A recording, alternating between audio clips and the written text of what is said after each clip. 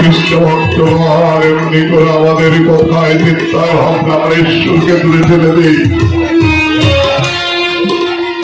কথা শুনছে না।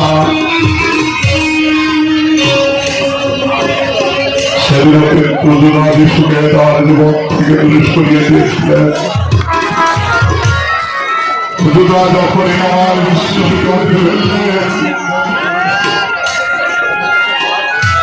তার চোখে বেঁধে তার গালে ছুটু দিয়ে তাকে চার থাপ্পড় মারতে লাগলেন কৃষ্ণ ভক্তগণ।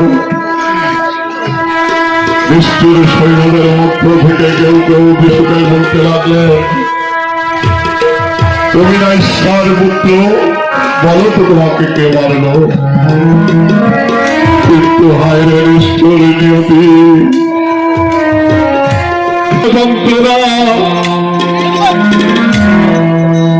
নিঃসুখের শাওকের রায় সেদিন মাথার উপর করে মেরে নিলেন।